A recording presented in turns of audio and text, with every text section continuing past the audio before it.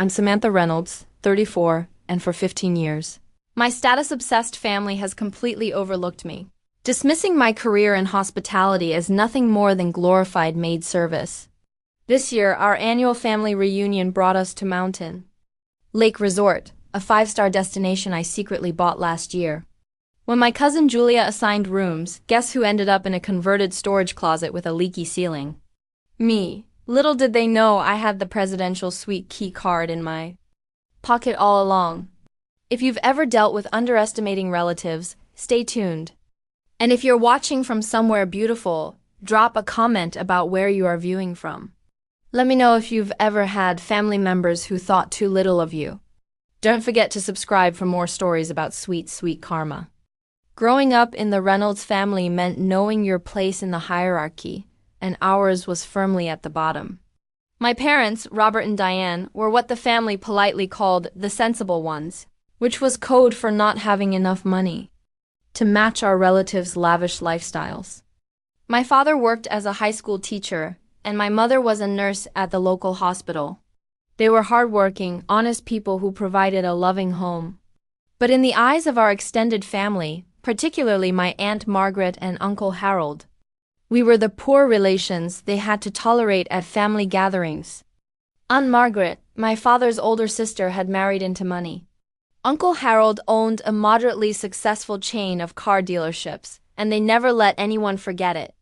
Their sprawling suburban mansion with its manicured lawns and indoor pool was the setting for many family gatherings where my parents would arrive in our aging sedan, bearing homemade dishes while others brought expensive catered platters. Their children, my cousins Julia and Thomas, were raised to continue this tradition of subtle condescension. Julia, 3 years older than me, would gift me her designer hand-me-downs with a saccharine smile, making sure everyone knew about her generosity to her less fortunate cousin. Thomas, though less overtly cruel, participated in the family dynamic by simply excluding me from the activities and conversations that mattered. "Samantha will be fine with the kids' table," was a refrain I heard well into my 20s, despite the family's expectations that I would follow my parents' modest path. I had ambitions that stretched far beyond their imagination. I worked 3 jobs to put myself through college, earning a business degree that my family dismissed as impractical compared to Thomas's law degree, or Julia's marriage to a surgeon. "Business is so general, Samantha," Aunt Margaret would say during holiday dinners. "What exactly do you plan to do with that? At least get an accounting certificate so you can do people's taxes." What my family didn't understand was that I had a plan. After graduation, I started at the very bottom of the hospitality industry, working as a front desk clerk at a budget hotel chain. The hours were long, the pay was minimal, and the work was often thankless, but I absorbed everything I could about hotel operations, guest relations, and business management. It was during this time that I met Eleanor Wright, a veteran hotel executive who became my mentor. Unlike my family, Eleanor saw potential in me from our first meeting when I helped resolve a complex booking issue for an important client of hers. "You have a natural talent for this industry," she told me. "It's not just about providing a room for the night.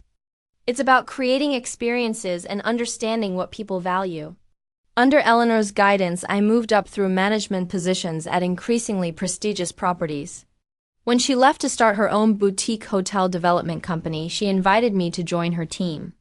It was there that I got my first real investment opportunity when a struggling historic property came on the market. "It's a risk," Eleanor warned me, "but sometimes you have to bet on yourself." I pulled every cent of my savings, secured a small business loan, and with Eleanor's backing as a minor partner, purchased my first hotel. The renovation nearly broke me financially and emotionally. But 18 months later, the Harrington House opened to rave reviews and steady bookings.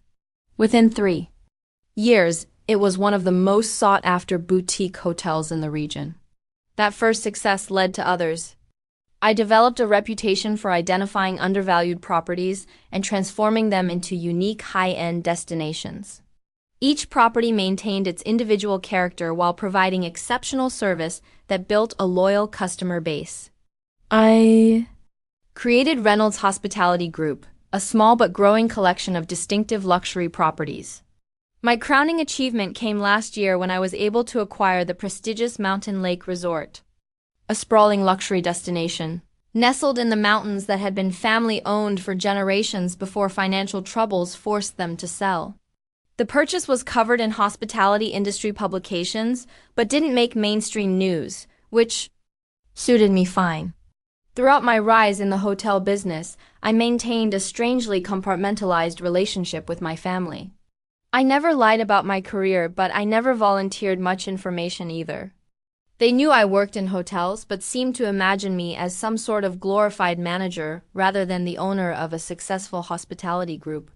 I attended the obligatory family events, deflected questions about my job, and never corrected their assumptions about my financial situation. Perhaps it was pride that kept me from broadcasting my success. Or perhaps it was a lingering need to prove myself without their acknowledgement. Either way, as my net worth grew, my family's perception of me remained frozen in time. The annual Reynolds family reunion had been a tradition since before I was born. Originally started as a way for far-flung relatives to maintain connections, it had evolved over the years into a weekend-long display of status and one-upmanship, particularly among the wealthier branches of the family tree. Historically, these gatherings rotated between various family members' homes or vacation properties, with Aunt Margaret and Uncle Harold hosting most frequently given their spacious house. The less affluent relatives like my parents were conspicuously never asked to host, with the excuse that their homes were too far or too small to accommodate everyone comfortably. In recent years, as the family grew larger with marriages and children, we had begun holding the reunions at resorts and hotels. This seemed more practical but introduced a new dynamic of who stayed in which rooms and who covered what costs. Inevitably, the best accommodations went to Aunt Margaret's immediate family, with the rest of us distributed according to her assessment of our status. Last year's reunion at a beach resort had been particularly humiliating when I was assigned to share a room with my second cousin's teenage daughters while others enjoyed ocean view suites. When I politely requested a private room, willing to pay the difference myself, Aunt Margaret made a show of checking the budget and declaring it impossible, suggesting I should be grateful for the accommodation provided. So, when this year's family group message announced that the reunion would be held at the prestigious Mountain Lake Resort, I felt a surge of both anticipation and anxiety. This was my property, my crown jewel, the luxury destination I had poured my heart and resources into perfecting over the past year, yet no one in my family had any idea. For a brief moment, I considered revealing my connection immediately, imagining the shocked expressions and sudden respect it would command, but something held me back. A lifetime of being underestimated had taught me patience. I was curious to see how my family would treat me naturally, without the knowledge of my success influencing their behavior. Little did they know that this year's family reunion would be very different from those of the past. The annual reunion planning began, as always, with Aunt Margaret's group message to the extended family in early spring. Her tone was its usual blend of excitement and rigid control, making it clear that while input was theoretically welcome, the key decisions had already been made. Family! Harold and I are thrilled to announce this year's reunion location, Mountain Lake Resort. We've secured a fantastic group rate for the last weekend in July. Julia will be coordinating room assignments, as usual. Please respond with your attendance confirmation by the 5th-10th. We expect costs to be divided equally among all adult attendees. Approximately $350 per person for the weekend accommodations. I read the message twice, noting how Aunt Margaret had already appointed her daughter as room coordinator, as usual, without any discussion. The message also made no mention of the fact that rooms at Mountain Lake varied dramatically in size, amenities, and regular price points, from standard rooms at $250 per night to luxury suites that commanded over $1,000. Yet everyone would pay equally, a system that historically benefited those who received the better rooms. My phone buzzed with a private message from Julia almost immediately. Sam, just checking if you'll be joining us this year. Mom wanted me to verify since budgets might be tight in your industry right now. We can work something out if you need assistance with your share. I felt a familiar flush of irritation at the condescension barely concealed as concern. My cousin had no idea what my financial situation was, yet automatically assumed I would struggle to afford the reunion. It was tempting to respond with a screenshot of my company's latest quarterly earnings report, but I restrained myself. Thanks for checking, Julia. I will definitely be there and can cover my share without any problem. I replied instead, keeping my tone neutral. Great. I'll put you on the list. We're trying to accommodate everyone's preferences as best we can with the room assignments, she wrote back. I almost laughed out loud. In 15 years of family reunions, no one had ever asked me about my room preferences. I was always assigned whatever was left after the important family members were accommodated. The weeks leading up to the reunion were busy as I prepared for my family's arrival at my hotel without them knowing it was mine. I arranged a series of private meetings with my management team to explain the unusual situation. I understand this is an unorthodox request, I told Gregory, my general manager, during our first planning session in my office overlooking the lake. But I'd like to be treated as a regular guest during my family's stay, at least initially. Gregory, who had been with me since the acquisition and knew my management style valued authenticity over hierarchy, nodded thoughtfully. May I ask why, Miss Reynolds? It's your hotel after all. I explained the family dynamic in my curiosity about how they would behave without knowledge of my position. Consider it a form of undercover boss experience, I added with a smile. I want to see the resort through their eyes without my ownership influencing their treatment or behavior. We developed a detailed plan. The staff would be briefed to treat me like any other guest in front of my family. My executive suite would be prepared but kept unlisted in the reservation system. A private entrance and elevator would allow me to access my actual accommodations when needed while maintaining the appearance of staying in whatever room my family assigned me. And what exactly do you expect that to be? Gregory asked. If history is any indication, the worst room you have available, I replied. Gregory's eyebrows rose. We don't really have bad rooms at Mountain Lake, I smiled. Trust me, Julia will find one. Behind the scenes, I also arranged for discreet monitoring of my family's behavior toward the staff. I didn't want to spy on their private conversations, but I did want to know if they were treating my employees with the respect they deserved. Mountain Lake staff was handpicked for their professionalism and dedication to hospitality, and I wouldn't tolerate abuse from anyone, family included. As the reunion approached, family gossip intensified through the group chat and private messages. I gleaned that Uncle Harold had recently closed a major deal and was eager to broadcast his success.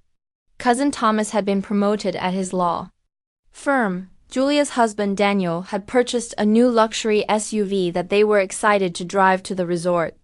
Amid these status updates, there were the usual subtle digs about my career and finances.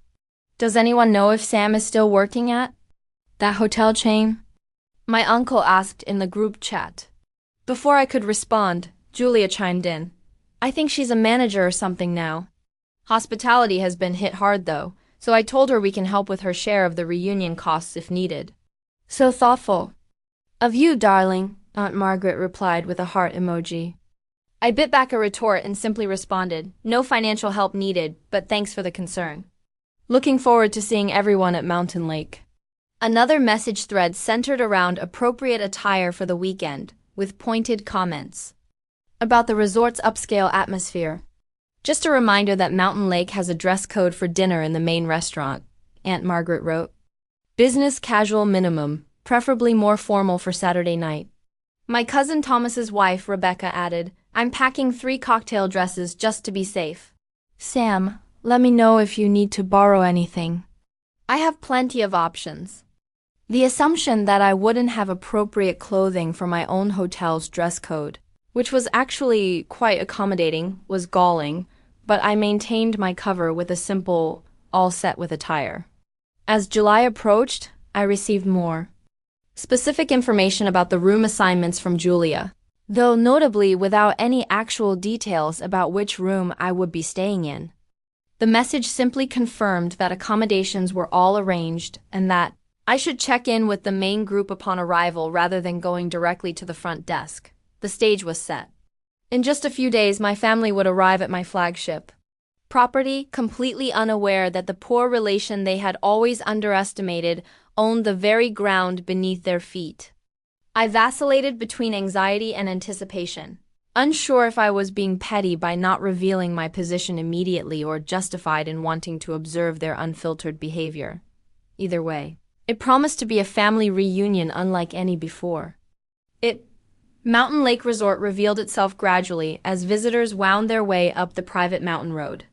First came the glimpses of the crystalline lake between the trees, then the sprawling grounds with their perfectly maintained gardens, and finally the Grand Lodge itself, a magnificent structure of stone and timber that managed to be both imposing and welcoming at once. I had intentionally arrived early, checking in at the staff entrance and confirming final details with Gregory before positioning myself in the main lobby to watch my family arrive. From my vantage point, in a comfortable armchair partially hidden by a massive arrangement of local wildflowers, I had a perfect view of the entrance and reception area. Aunt Margaret and Uncle Harold were the first to arrive, pulling up to the entrance in their new Mercedes sedan. The valet rushed to greet them, and I observed with satisfaction as he treated them with exactly the same polite efficiency he showed to all our guests. No more, no less. "Harold, just look at this place," Aunt Margaret exclaimed loudly as they entered the lobby, her voice carrying across the space in a way that made several other guests glance up from their conversations. "It's even more magnificent than the pictures online." Uncle Harold nodded approvingly, surveying the space like a conqueror assessing newly acquired territory. "Not bad at all. Reminds me of that place we stayed in Aspen last winter, though I think that had more authentic historical character." I suppressed a smile. The historical character he was referring to was actually the result of a painstaking renovation I had overseen, incorporating reclaimed materials from the original 19th century hunting lodge that had first occupied this site. Every beam, stone, and fixture had been carefully selected to honor the location's heritage while providing modern luxury. Within the hour, the remaining family members began to arrive. Cousin Thomas and his wife pulled up in their BMW, followed shortly by Julia and Daniel in their gleaming new Range Rover. My parents arrived in their practical sedan, looking slightly overwhelmed as they entered the grand lobby. Other aunts, uncles, and cousins trickled in, each reacting to the resort's grandeur with varying degrees of awe or studied nonchalance. I waited until most of the family had gathered before casually approaching the group, rolling my weekend bag behind me as if I had just arrived. "Sam," my mother called, breaking away from the group to envelop me in a warm hug. "We were wondering when you'd get here." "Traffic wasn't too bad," I replied, returning her embrace before greeting my father and other relatives with varying degrees of warmth. I replied. Aunt Margaret gave me a quick air kiss. "Samantha, so glad you could make it." "Julia, has everything organized for check-in?" "We're just waiting for the Hendersons and then we'll get everyone settled." I nodded pleasantly, noting that I wasn't offered a seat in the cluster of plush chairs where the important family members had stationed themselves. Instead, I stood chatting with my parents and a few of the cousins who occupied similar rungs on the family ladder. When the last family members arrived, Julia clapped her hands for attention like a tour guide managing a group of school children. "All right, everyone, welcome to Mountain Lake Resort. I've worked with the management to secure our rooms, and I'll be giving out the keys. We have a block of rooms in the main lodge and the lakeside annex." She began calling family members forward, distributing key cards with the flourish of a game show host awarding prizes. "Uncle Harold and Aunt Margaret, you'll be in the Lakeview Executive Suite on the top floor." She handed them an envelope with their keys. "It has a private balcony and separate sitting room. Thomas and Rebecca, you're in the Mountain View Junior Suite, also on the top floor." Another envelope was distributed. "Mom and Dad, you'll be in the deluxe corner king on the 4th floor with the wraparound windows." One by one, family members were assigned their rooms, each seemingly less impressive than the last. As Julia worked her way down some invisible Hierarchy of family importance. I noticed my parents were given a perfectly respectable room in the main lodge. Not the best, but far from the worst. Finally, when everyone else had received their key cards, Julia turned to me with a smile that didn't quite reach her eyes. Sam, we have you in the cedar room in the old wing. It's cozy and has character. She handed me a single key card in a plain envelope, without the glossy resort information packet the others had received. I knew immediately which room she meant. The old wing was a section of the original building that had been slated for renovation next quarter. We had taken most of it out of inventory already, using the rooms primarily for storage as we updated them one by one. The cedar room was particularly problematic. During the last heavy rain, we had discovered a small leak in the ceiling that was on the repair schedule for next month. It was technically habitable, but certainly not up to the standards I required for guest rooms, which was why it had been removed from the booking system entirely. How did you manage to book that room? I asked, genuinely curious since it shouldn't have been available in the reservation system. Julia waved her hand dismissively. I spoke directly with the reservation manager and explained our large family group needed every available space. He was very accommodating once I mentioned Uncle Harold's name and company. I made a mental note to have a serious conversation with our reservation team about protocols and unauthorized room assignments. But for now, I simply smiled and thanked her for working so hard on the arrangements. As everyone dispersed to find their rooms, I made my way to the old wing, mentally preparing myself for what I would find. The contrast between the main lodge and this section was immediately apparent. The carpet was scheduled for replacement.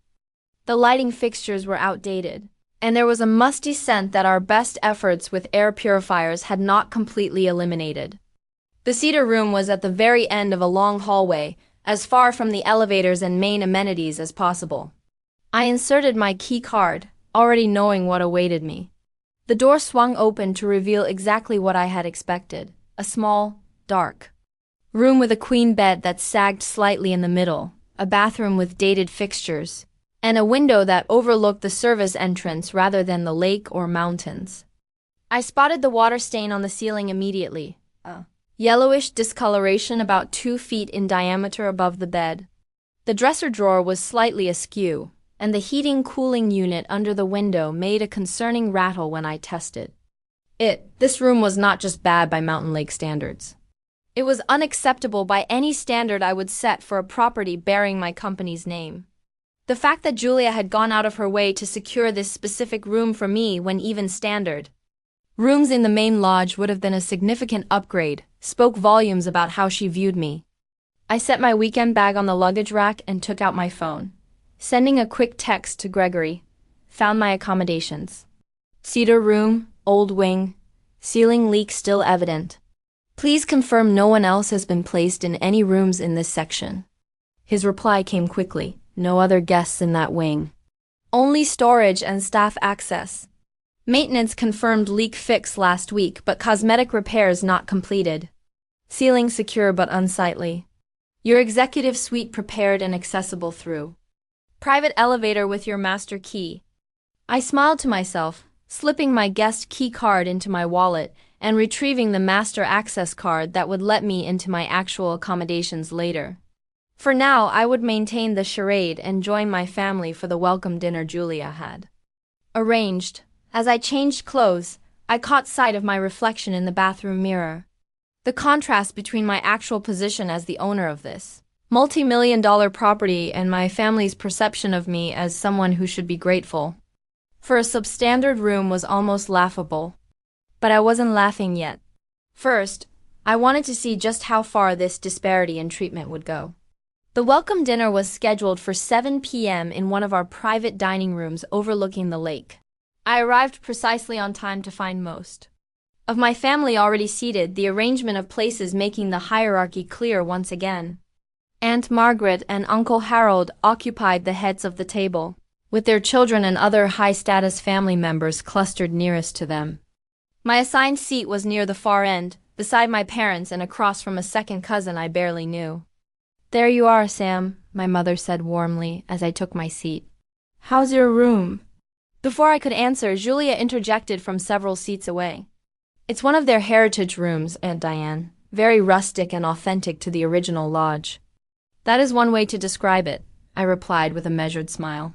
The water stain on the ceiling adds a certain historical ambiance. My father frowned. Water stain? Sam, that doesn't sound right. Should we ask them to move you? No need, I assured him, patting his hand. I'll manage for the weekend. Aunt Margaret overheard this exchange and offered her perspective from the head of the table. Samantha, these high-end resorts often have a few rooms that aren't quite up to standard. That's why it's so important to book early and specify exactly what you want, as we did. Or have someone who knows how to negotiate handling the arrangements. Uncle Harold added, raising his wine glass in Julia's direction. Our Julia has always had a knack for getting the best for our family. Julia beamed at the praise. The reservation manager was very helpful once I explained who we were. I made sure everyone got suitable accommodations based on their needs and preferences. The implication that my needs and preferences aligned with the worst room in the hotel hung in the air, but I let it pass as the servers arrived with the first course. Throughout dinner, the conversation followed familiar patterns.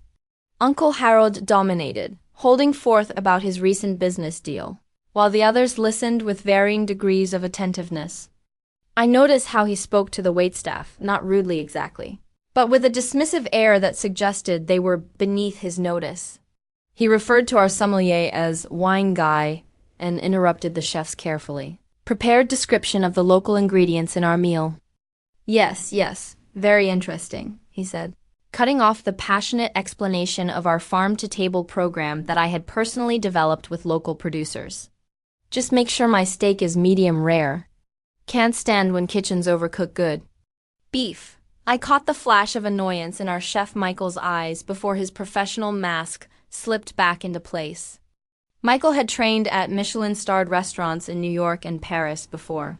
I had convinced him to bring his talents to Mountain Lake. He was an artist who deserved respect, not interruption. The conversation eventually turned to everyone's professional lives with the usual round of accomplishments and humble brags. Thomas just made junior partner 6 months ahead of schedule, his wife announced proudly. The firm couldn't ignore his contribution to the Westfield case. Daniel's practice is expanding again, Julia added. They're adding a new wing to the medical center just for his department. When the focus inevitably shifted to me, Aunt Margaret asked with what seemed like genuine interest, "And how is your hotel work going, Samantha? Still with that same chain?" "I have actually moved on from that position," I said truthfully. "I am with a different hospitality group now." "Oh, did you get a promotion?" my father asked, always hopeful for good news about my career. Before I could answer, Uncle Harold chuckled. "In this economy, the hospitality industry has been struggling since the pandemic. More likely a lateral move to keep employed, right?" "Sam?" "Something like that," I said vaguely, not wanting to lie outright, but not ready to reveal the truth either. Julia reached for her water glass. "Well, we're just glad you could afford to join us this year, Sam. I know these luxury resorts can be pricey on a hotel manager's salary." "Speaking of which," Uncle Harold interjected, turning to address one of our senior servers who was refilling water glasses. "You must see all sorts of wealthy clients here. I was just telling my nephew about the car dealerships I own. Reynolds Automotive Group, perhaps you have heard of us. We supply vehicles to some pretty important people in the region." The server, Sophia, one of our most experienced team members, smiled politely. "I cannot say that I have, sir. But Mountain Lake welcomes guests from all walks of life." I hid my smile behind my napkin. Sophia knew exactly who I was and was maintaining the cover we had established. Uncle Harold looked momentarily deflated before launching into an explanation of his business empire to the captive audience of servers attending our table. I caught Sophia's eye and gave her a subtle nod of thanks for her discretion. After dinner, most of the family moved to the lakeside fire pit for drinks and conversation. I excused myself briefly, using the staff passage to slip up to my actual suite to change into something warmer for the evening chill. My executive suite occupied the entire west wing of the top floor, with panoramic views of both the lake and mountains, a private hot tub on the terrace, and every luxury amenity we offered. I quickly changed and took the service elevator back down, rejoining my family at the fire pit without anyone noticing my brief absence or wardrobe change. The second day of the reunion brought more examples of the stark differences in how family members were treated. Julia had arranged a private boat tour of the lake for what she called the early risers, which apparently did not include me, as I received no notification of the excursion. I discovered it only when I came down for breakfast and overheard my parents asking why I had not joined the boat trip. "Oh, did Sam not get my text?" Julia asked with wide-eyed innocence when the boat party returned. "I sent out a group message this morning. Maybe her phone doesn't get good reception in the old wing." I checked my messages. Nothing. Later that afternoon, I observed from a distance as Aunt Margaret complained to the front desk about the temperature of her suite, demanding immediate attention. The staff responded promptly and professionally. But her tone carried across the lobby. When we pay this much for accommodations, we expect everything to be perfect. The irony that she was paying a deeply discounted group rate negotiated by Julia, who had somehow managed to secure pricing well below our standard rates, even for the premium rooms, was not lost on me. By the evening of the second day, I had witnessed enough. The breaking point came when I discovered that the family had attended the exclusive wine-pairing dinner in our renowned restaurant, an event that required reservations weeks in advance and carried a significant additional cost without even mentioning it to me. I ran into them as they were returning to the main lodge, clearly satisfied after the 5-course culinary experience that was the highlight of many guests' stays. "That was absolutely exquisite," Aunt Margaret was saying as they entered the lobby where I was sitting with a book. The venison with the local Pinot Noir was inspired. "Sam," my mother exclaimed, noticing me, "we missed you at dinner." I set down my book. "I didn't know about it. Was it a last-minute decision?" An uncomfortable silence fell over the group before Uncle Harold cleared his throat. "Well, it was quite exclusive. Limited seating, you understand?" Julia managed to get reservations for those of us who appreciated fine dining. "We assumed it might be outside your budget," Julia added in what she probably thought was a considerate tone. "It was an additional $300 per person. Plus, you mentioned having some work emails to catch up on," Thomas chimed in, though I had said no such thing. As they made excuses, I noticed my parents looking uncomfortable and realized they had probably been pressured to not mention the dinner to me. The deliberate exclusion stung more than I had expected. This was my hotel, my restaurant, my carefully curated wine program they had enjoyed while intentionally leaving me out. Later that night, as I lay in the sagging bed of the cedar room, staring at the water stain on the ceiling, I made my decision. The time for observing was over. Tomorrow, my family would learn exactly who they had been underestimating all these years. I woke before dawn on the third day of the reunion, my mind clear and resolved. I sent a text to Gregory requesting an urgent meeting in my office at 6:30 a.m., well before any of my family would be awake. Using my master key, I took the private elevator directly to the executive floor where my actual suite and the management offices were located. Gregory was waiting in my office with fresh coffee and a concerned expression. "Everything all right, Miss Reynolds?" "Your messages sounded urgent." "It's time to drop the cover, Gregory," I said, accepting the coffee gratefully. "I've seen enough of how my family behaves when they think no one is watching." We spent the next hour developing a detailed plan for the day's revelation. I wanted it to be public but not humiliating. Clear, but not vindictive. This wasn't about revenge. It was about finally being seen for who I truly was. "Have the staff ready by 10 a.m., I instructed. "And please ensure the presidential suite is fully prepared for my official occupancy. I will be checking out of the cedar room rather dramatically." Gregory's usually stoic expression cracked into a smile. "The team will be delighted to finally acknowledge you properly, Miss Reynolds. It has been challenging for them to maintain the charade. I appreciate their discretion more than I can say." Please convey that to everyone. And Gregory, have maintenance document the condition of the Cedar Room thoroughly before housekeeping touches it. I want a complete report on my desk by this afternoon. With the plans in place, I returned to my room in the old wing to prepare. I discarded the casual vacation wear I had been sporting for the first 2 days and instead dressed in one of my executive outfits, a tailored charcoal suit, silk blouse, and the understated but unmistakably expensive jewelry I wore for business meetings. I styled my hair more formally than I had been wearing it and applied makeup with precision. The transformation was not just physical but psychological.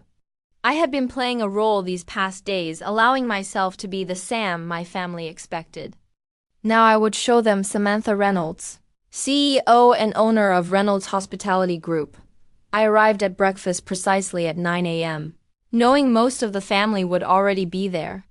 The private dining room fell silent as I entered, several pairs of eyes widening at my unexpected appearance. "Sam?" my mother questioned, clearly surprised by my formal attire. "Are you going somewhere?" "Just dressed for a meeting later," I replied casually, taking a seat and accepting coffee from one of the servers who, having been briefed by Gregory, treated me with a new level of deference that did not go unnoticed by my more observant relatives.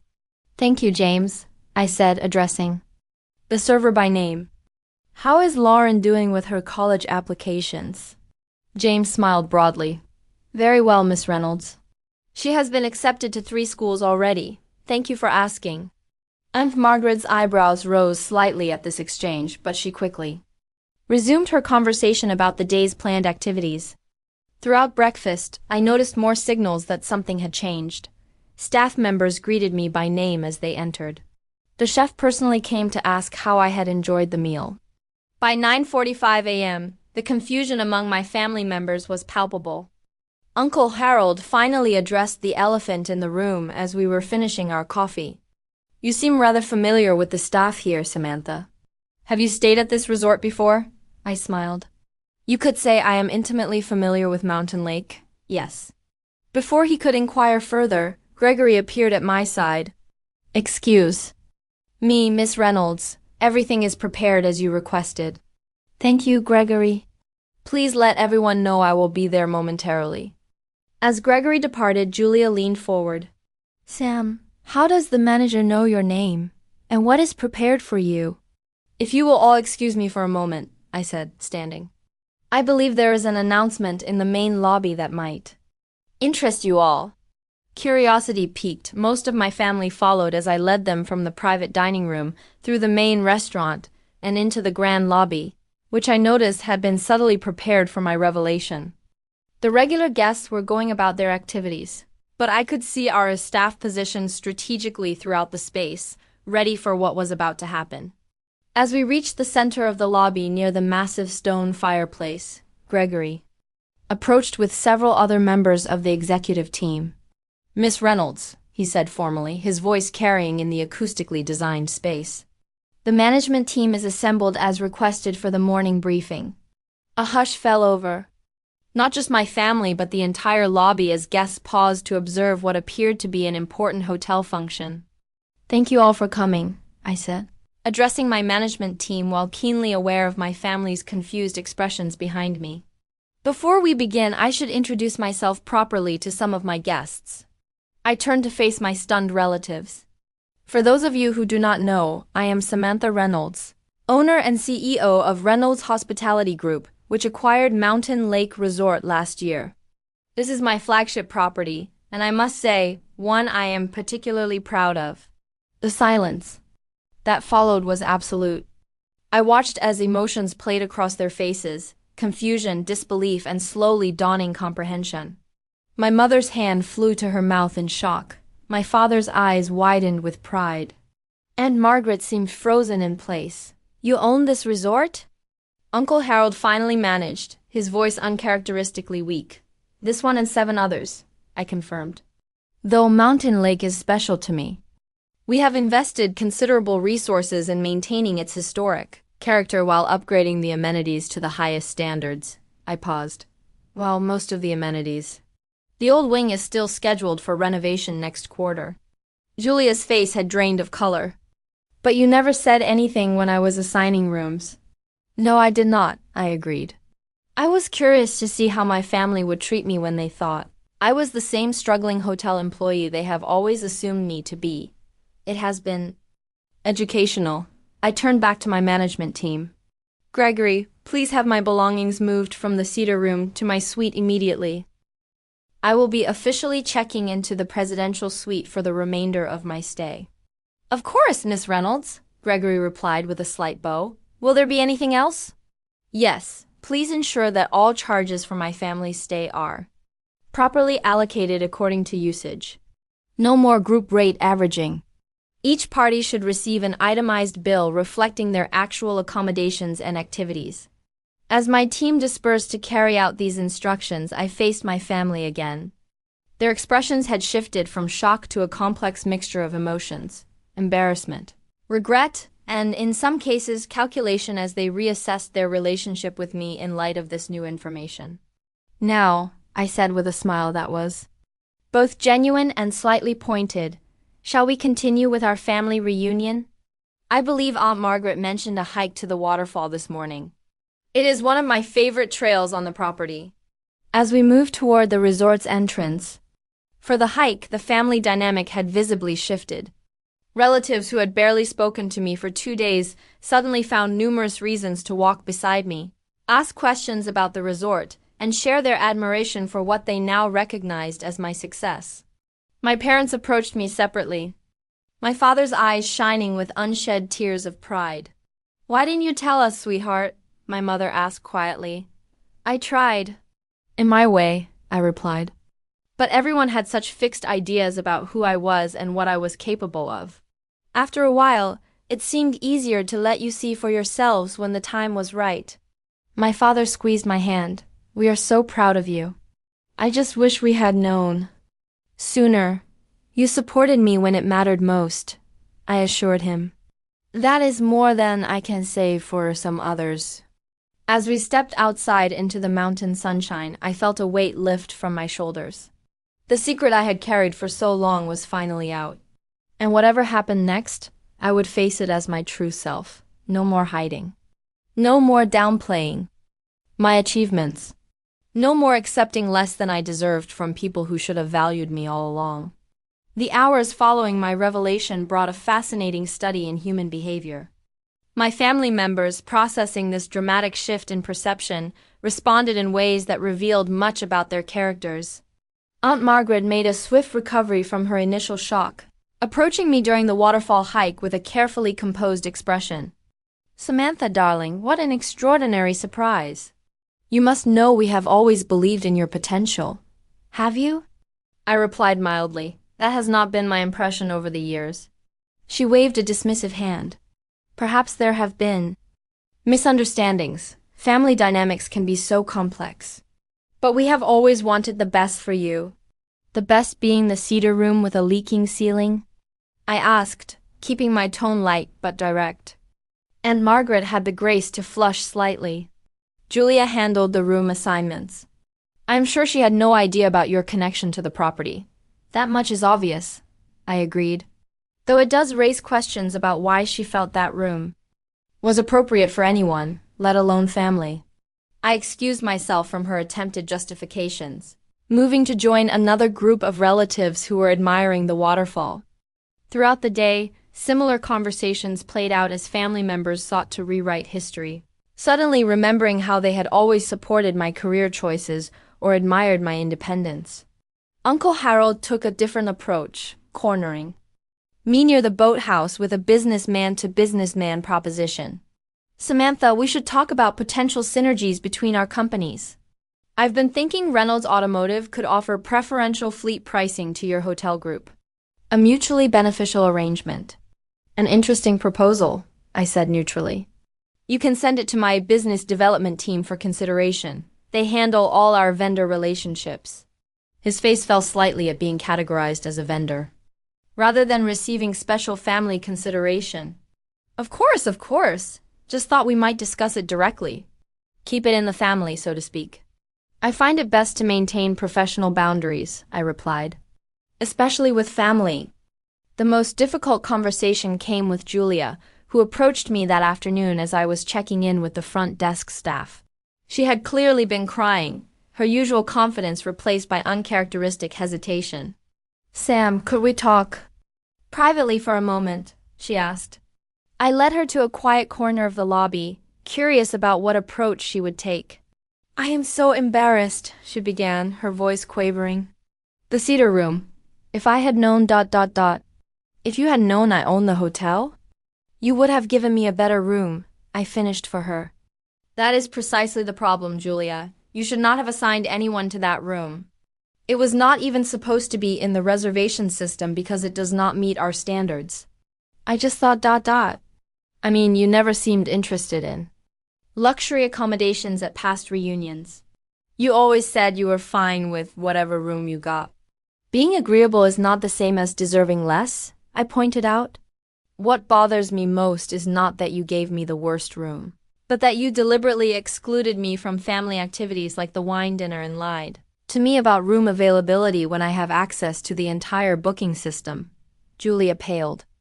"We didn't think you would want to spend the extra money on the wine dinner." Again, a decision made based on assumptions about me rather than simply asking. "That pattern has defined our relationship for years, Julia." She blinked back tears. "Can you forgive me? I never meant to hurt you." I considered her question carefully. Forgiveness might be possible, but our relationship will need to change. I am not the same person you have been dismissing all these years, and I will not be treated that way again by you or anyone else in this family. By evening, I had officially moved into the presidential suite, a 2,500 square foot masterpiece of luxury occupying the entire east wing of the top floor. The suite featured a master bedroom with a handcrafted king bed, a spacious living area with a stone fireplace, a dining room that could seat 8, a butler's pantry, a private spa bathroom with a soaking tub overlooking the mountains, and a wraparound terrace with a hot tub and panoramic views. I invited my parents to see it first, watching with satisfaction as they took in the opulence of what was essentially my mountain home when I stayed at the property. "This is where you usually stay when you're here?"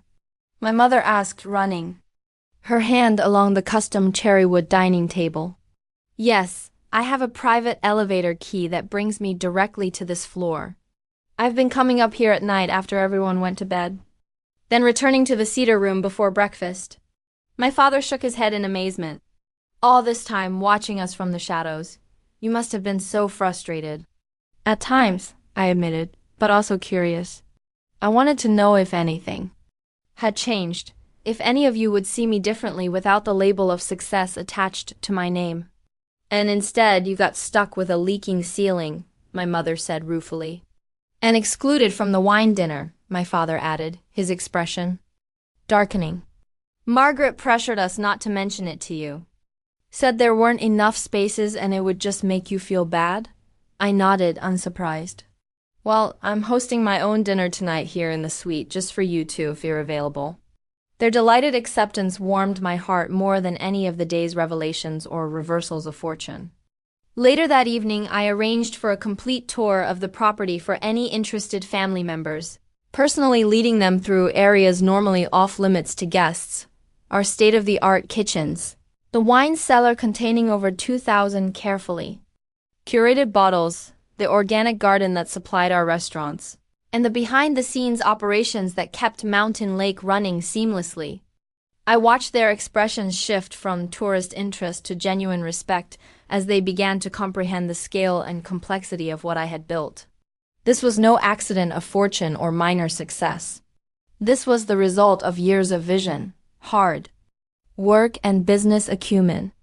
Throughout the tour, I was approached by staff members with legitimate questions and issues requiring my attention. I handled each one professionally, further cementing the reality of my position. By the time we returned to the main lodge, there was no question in anyone's mind about who was in charge of Mountain Lake Resort.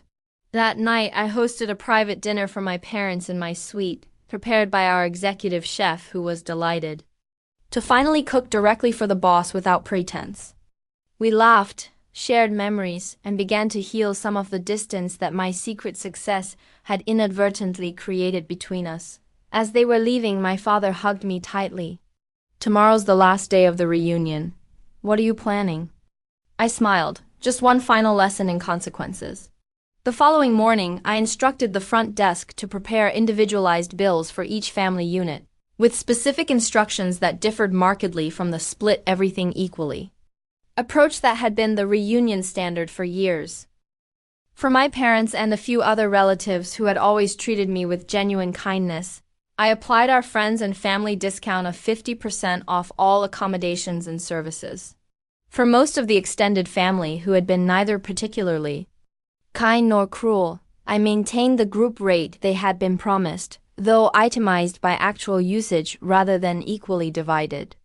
But for Aunt Margaret, Uncle Harold, Julia, and Thomas, those who had been most dismissive and exclusionary, I prepared special invoices, reflecting the full rack rate for their premium accommodations, plus itemized charges for every amenity, service, and activity they had enjoyed, from the wine dinner to the boat tours to the spa services.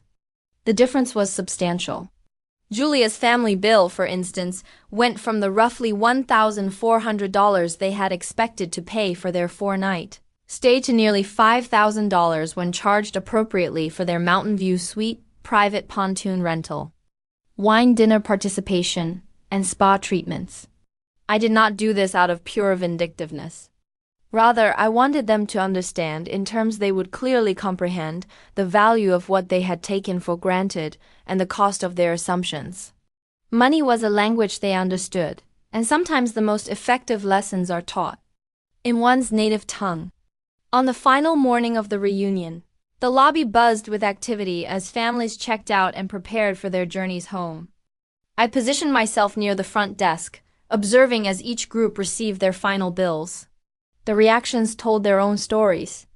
My parents were pleasantly surprised by their substantial discount, my father starting to protest until I shook my head slightly, letting him know this was my gift to them. Several cousins and aunts, who had always been kind to me, expressed similar gratitude for their reduced rates. Then came the moment I had been both dreading and anticipating. Aunt Margaret approached the front desk, envelope in hand, her expression transitioning from confused to outraged as the clerk explained the billing breakdown. There must be some mistake, she insisted loudly. We were quoted a group rate for the entire stay. The group rate was applied to the base accommodation. The clerk explained patiently, following the script we had prepared. However, premium rooms and additional services are billed at standard rates as outlined in the reservation agreement. This is absurd. Let me speak to a manager immediately. Gregory appeared promptly. Is there a problem, ma'am? Yes, there certainly is. This bill is nearly triple what we were told to expect. I demand to speak to whoever is in charge of billing. That would be me, I said, stepping forward. Is there an issue with your invoice, Aunt Margaret? Her face flushed as she thrust the paper toward me. Sam, you know very well this is not what we agreed to. Julia arranged a package deal for everyone. Julia arranged discounted base accommodations. I corrected gently, but she did not have the authority to waive charges for premium rooms or additional services. Those are billed separately, as is our standard policy. But we are family, she protested. Yes, we are, I agreed. And family should treat each other with respect and consideration. Don't you think? For instance, not excluding certain members from group activities or assigning them substandard rooms while taking the best for themselves. Understanding dawned in her eyes. This is about the cedar room, isn't it? And the wine dinner. You're punishing us. I prefer to think of it as a lesson in consequences, I replied calmly. For years I have accepted being treated as less than by certain family members. That ends today. The bill reflects the actual value of what you received during your stay, nothing more, nothing less. Similar scenes played out as Uncle Harold, Julia, and Thomas received their invoices. There were threats of disputing the charges, appeals to family loyalty, and even tearful accusations of vindictiveness. I remained firm but calm throughout, explaining that they were simply being charged according to standard hotel policies for the premium experiences they had chosen. You can't be serious about enforcing these charges, Uncle Harold blustered after pulling me aside. It's practically highway robbery. It's the standard rate that any guest would pay for the services you received, I corrected him. In fact, you're still getting a small discount as part of our family group. Would you expect any other business to give away thousands of dollars of premium services for free? But that's different. Those are businesses, not family. And this is my business, Uncle Harold. The business I built while you were all dismissing me as a hotel employee who couldn't afford to join family activities. By checkout time, most of the family had settled their bills, some graciously and others with lingering resentment. As they departed one by one, I stood in the grand entrance, accepting goodbyes that ranged from warmly affectionate to stiffly formal. My parents were the last to leave, lingering to spend a few more hours with me before their drive home. Was it worth it? My father asked as we walked along the lakeshore. Keeping your success secret all these years? I considered his question carefully. I'm not sure. Part of me wishes I had been brave enough to stand up for myself sooner, to demand the respect I deserved without needing material success to back it up. But another part of me values the lesson I learned watching how people treat you when they think you have nothing to offer them. And what will you do now? My mother asked. With the family. Some bridges may have been burned. This weekend, perhaps some needed to be, I replied. But I'm not closing the door completely. Those who can accept me as I truly am, successful or not, with or without the trappings of wealth, will always have a place in my life. The others will need to reassess their values before we can rebuild any meaningful relationship. After my parents departed, I took some time alone on the terrace of my suite, watching the sunset paint the mountains in hues of gold and purple. The weekend had been emotionally exhausting but also strangely liberating. For the first time in my adult life, I had shown my full self to my family without diminishing my accomplishments or accepting less than I deserved. In the days that followed, I received a variety of messages from family members. Some were sincere apologies acknowledging years of underestimation and expressing genuine remorse. Others were thinly veiled attempts to maintain access to the perks my position might provide in the future. A few were defensive justifications or accusations of overreaction.